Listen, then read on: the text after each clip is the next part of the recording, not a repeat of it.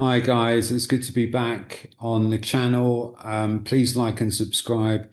I don't ask enough of that. My name's Jason Barrett, and today I'm going to go through this thing. Why why cold email is dead. Now, there's a reason why. And I've got a lot to talk about with this. I'm seeing a lot of trends, a lot of people. I mean, there's a lot of YouTube videos that are out there, people talking about cold email, people using cold email. This is not a new thing. This is not a new tactic, but it's always going to be the case when people are able to build anything now. They're able to build anything in seconds. And now they're thinking, how do I market it? How do I get it out there? How do I get people to see it? How do I get people to use it? And there's a big influx of tools that are now being sold into small businesses, into local businesses that would have normally cost like thousands and thousands of dollars or wouldn't even have been available. And now they can just be a few $100s per month. And I think this is where this cold email thing has really come from. People have been sharing their results from this, have been showing what they're doing. There's workflows, there's being able to scrape the emails and then being able to do all of set up all the systems for all of this. I just think there is a better way to do all of this stuff. And cold email just feels like we've recessed back to like 20 years ago. We can do better than this, and we should be doing better than this. But I know this video is going to get 20 views, maybe more, I don't know. But there'll be other videos out there that get tens and tens of thousands of views. I don't put it out there because I'm trying to get more traction. I'm just putting it out there for one person who watches this all the way through and says, oh, if they think to themselves, I never thought of it that way. I never thought of doing it this way. That's a good idea. I will implement it. That's all I'm trying to do. I'm just trying to move you forward in a more practical, logical, better way to be able to generate business. And I see a lot of these tools that are being created, and I want them to get used.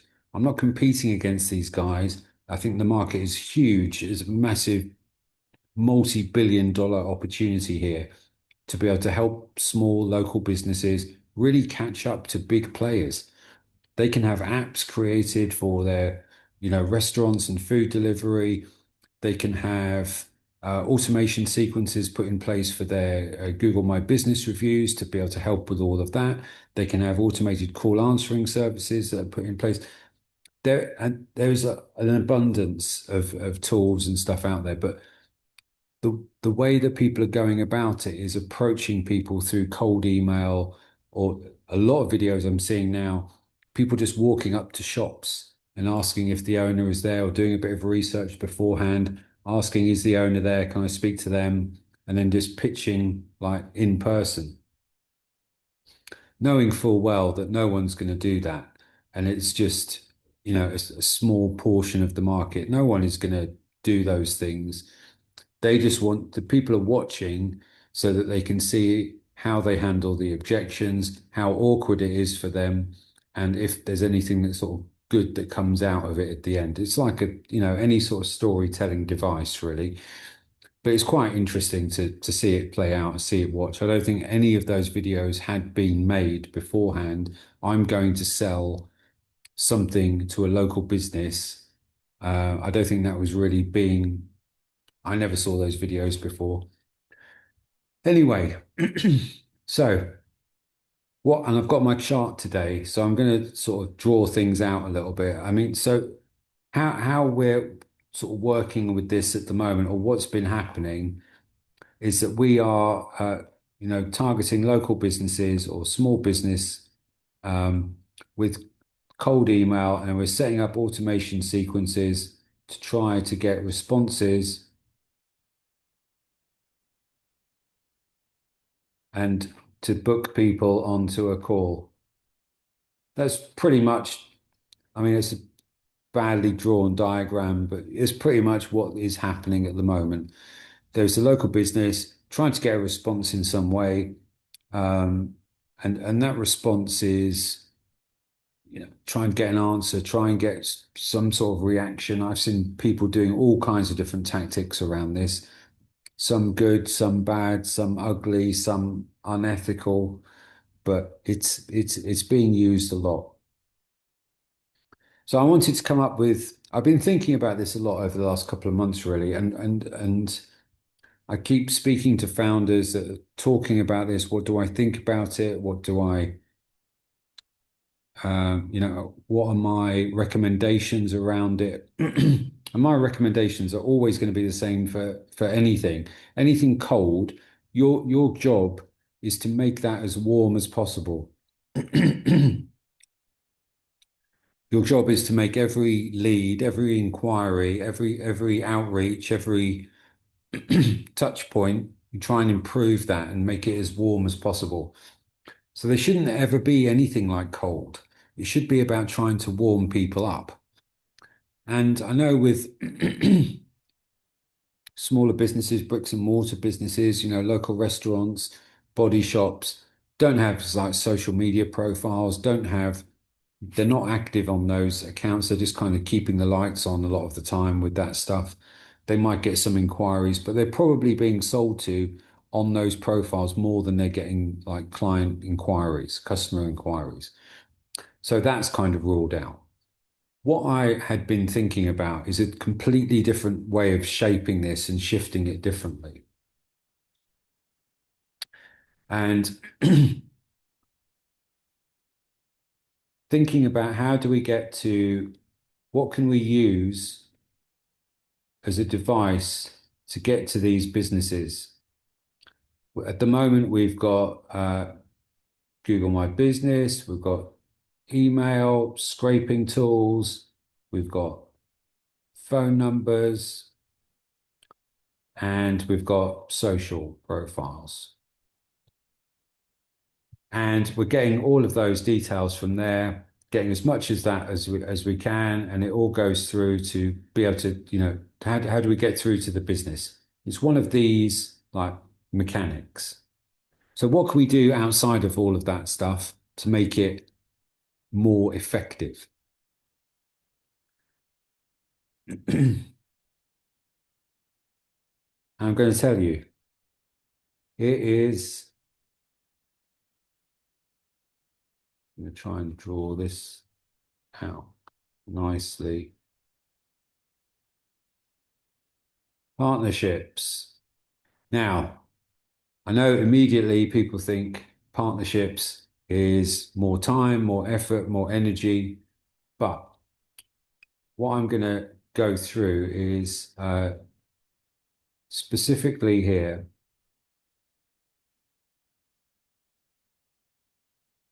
is local business directories. The problem that local business directories have, and I've worked for a few in my career, is that they're trying to maintain people into an annual subscription. So people pay to advertise in the directory. There's online directories, there's paper directories, there's all kinds of different local business directories. And there's probably, wherever you are in the world, there's probably two or three that are in your town, village, city that you probably think of straight away. In London, there's things like, Time Out, but there's also like local business directories in pockets of London, in the suburbs or the districts, the sub-districts of London. And I'm sure that's the same in the US. I saw those when I lived in Boston. There's all these kind of local papers, local directory listings. I'm not talking about yellow pages or the big directories out there. I'm talking about the smaller niche online directories where they all have local businesses listed. They all pay a subscription to get listed, and they're all desperate to give value to the people that are advertising because they're becoming less and less relevant, right? So this is how you get through to them. You are making one. sorry, we are making one connection into the directories, and we are talking about partnerships directly with those directories. Instead of calling, trying to develop trust, trying to have a rapport, trying to have a conversation, walking into someone's shop or sending someone a cold email in the hope that you get a response when it's probably the 20th cold email that they've had today. These guys, they already know. These guys, they're already paying money with. If it's even if it's $50 a year, $20 a year, it might $200 a year. It's probably quite small money, but they've probably been doing it for two, three, four. If they've done it once, they've probably done it for 3, 4, 5 years. So they know these guys, and they even know, like, every time they phone up about renewals, they're like, oh, I don't know if I should. I don't know if I'm going to do it this year. And the salespeople are really good and they get them in and it's only $50 and they like to support the community. And it's all like, a lot of the time, they're not doing it to get business out of it. They're doing it just to get a little bit of extra awareness. They're not even sure if that's generating any business for them. It's really difficult for them to measure up that. Hopefully, you can start to think about the directories that are in your local area, and it started making you think about this in that way. The point is, they have the business, they have the relationship already with the directories, and it's probably been going on for some time. That says relationship. They have the relation, which is a massive plus. And if you can speak to the directories, contact the directories individually, speak to the owners of those directories. Now, they might be individual restaurant directories, they might be car repair or car, dealership directories, they might be hotel, restaurant, cafes, coffee shops, um, any type, all type kitchen fitters, construction, all types of local type businesses like that. If you can make one good connection into these directories or make 5 or 10 of these connections and work out some kind of revenue split, work out some kind of partnership deal between the directories and your offering, they've got all their email addresses, they've got all their contact information. They can offer, if you take out this subscription, you get free access into the directory next year. If you are able to jump on a webinar call with this company that's able to help you get more customers in this, and this way with your offer, with your product or service that you have, what this is doing is just cutting out all of that other nonsense in between. So you speak to them directly, and you've already got the trust, which is earned trust from these directories. I'm just writing this out again so you can see where I'm going with this. The directories already have the trust authority, they've got the relationship, they've been using them and working with them for years already. All you're doing is partnering with these guys. You're doing a percentage revenue split with these into the clients. And if you're charging 400, 500, 600, 800 a month, whatever the thing is, think about what you can do with that revenue split and be creative around it, and don't be tight. There is nothing to say that you can't have your first 20, 30 customers coming from these directories and work on a 50-50 revenue split. Because you know what?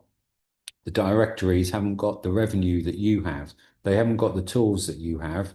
They haven't got the knowledge and experience that you have.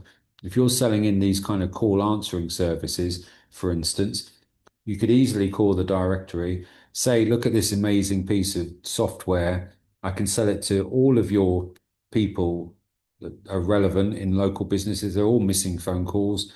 It's just dependent if they can make it work financially for them. If $200, $300 is going to net them two, three, five, $6,000 per month in return, then it's a no-brainer deal. And they should then be, selling that directly into their, setting up a deal where they can sell that directly instead of their directory service. It's very smart. But we're all doing these kind of get quick 10K a month, absolute nonsense stuff that doesn't take into account where the smart thinking is. And this is really the smart thinking. This is the idea of taking out the pain of the rejection of all the cold emails, of all the cold DMs, of all the cold stuff that you're doing because it's so cold. These people have the relationships already. All you have to do is connect to these people and then sell directly into, sorry, my boxes are getting really, really messy. The directories.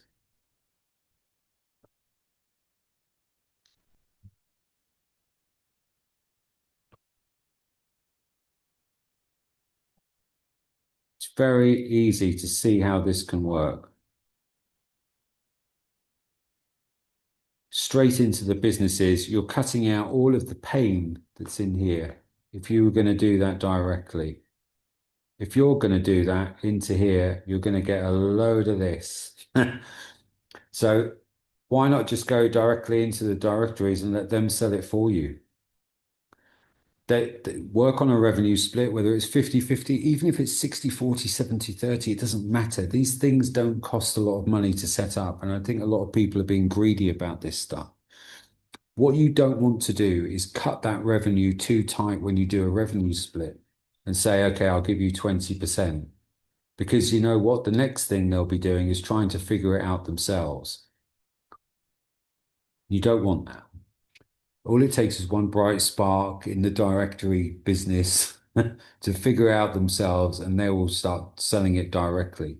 What you want is a good enough revenue split, 50, 60, 70%, doesn't matter. It's extra revenue that you didn't have before. It gets you into 20, 30, 40 customers. Now, if you're doing, let's say if you're doing 20 on 500, let's say it's $500 a month, and you've got those first 20 customers, and you're taking, let's say,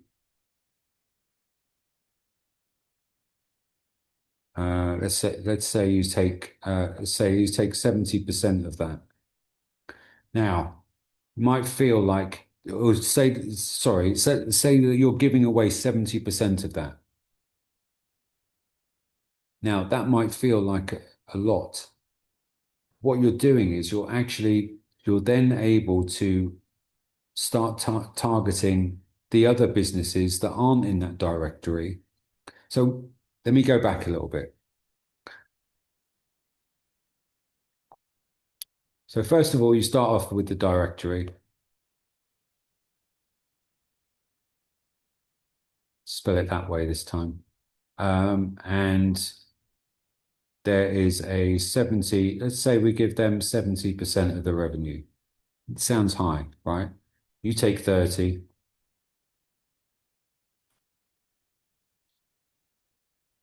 And you get 20 customers.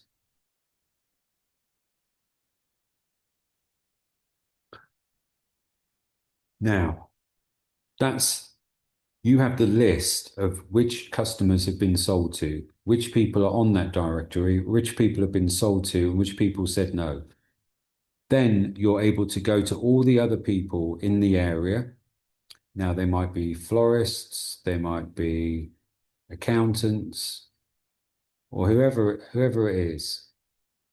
And you can then say, because you've got these 20 customers in their local area, and these people didn't advertise in the directory, and now you know which other people to call and to email, you've warmed them up as well. Because now you're saying, we did this for ABC florists down the road from you. They're seeing great results from it. It's actually been able to save them X amount of hours per week, and that they're not missing any calls anymore. Let's say this is with the phone answering service, for instance. They're not missing any calls anymore. And because of the automation sequence we set up with the Google My Business, they're getting more reviews, which is giving them more business or getting them seen more on Google search results when people are looking for your product or service. So this is like a big idea. This is a self-fulfilling, because you've got the revenue split from there, and then you've got the new customers from here, because you can contact. So you might only get 20 customers here. It's a directory again. I'm not even going to bother. I'm not even going to bother to spell it out this time. Directory here, 20 customers here, them getting 70% and 30 to you. And then you've got 100% of all the new customer stuff that's coming in, because these are the competitors. And that's where it gets really smart, because you've been able to pull these through and you can really dominate a local location. You could do a subsector or area. You find the directory, right? And you find the right contact. You have the conversation with them. You speak to 5 or 10 different directories. You get 2 or 3 meetings. You have those partnerships that are set up. And after that, it's them doing the work. You're doing the fulfillment. And often the fulfillment is just, a one-time setup. So you can take a fee for the initial setup and then have a recurring monthly. You can split the recurring monthly with the directory, take all of the fee, or however you wanted to do it. I'm just saying, don't be tight on the revenue split. The better that revenue split is, the better that relationship can be between you and the directory, the better that you will have a long and prosperous partnership. Don't just think cold DMs is the way to do this stuff. Don't just think that's the way into these businesses. There are smarter ways to do it. This is one of them. I've got a bunch of ideas about this stuff. And every time someone says to me about cold DMs, my brain just like lights up thinking, wow, we've got to really, if you're thinking this way about this stuff, I can really help, because there's so many different ways to think about it. If you can be a little bit more creative around where these businesses are, who they connect to, who they like talking to, where their relationship is already, and then how can you build on top of that relationship? That's what the partnership's all about. So I hope this has been useful. Going to do a ton more of these types of videos, all practical stuff, all bad writing on an iPad, but I'm going to try and get better as we keep going. And yeah, just practical stuff that you can take and execute yourself. I want you to win. I want you to move forwards, and I really want to help. So please, if you found this useful, I know I've been sort of babbling on a bit or rambling on, but if you found this useful, please like and subscribe to the channel. Like I said, it's a new channel. I'm still getting used to saying all of these things. I know I need to promote it more, but I'm really just sticking some stuff out there and hoping that it's sitting well with you and you can go out and use it. If you find it valuable, I would love to hear anything from people in comments about, if you found it useful, if it is a light bulb moment for you, if it made you think differently.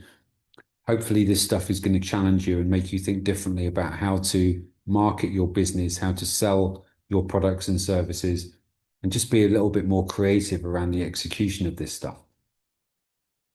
So see you on the next one. Thanks very much. Please like and subscribe, and I'll see you next time. Thanks.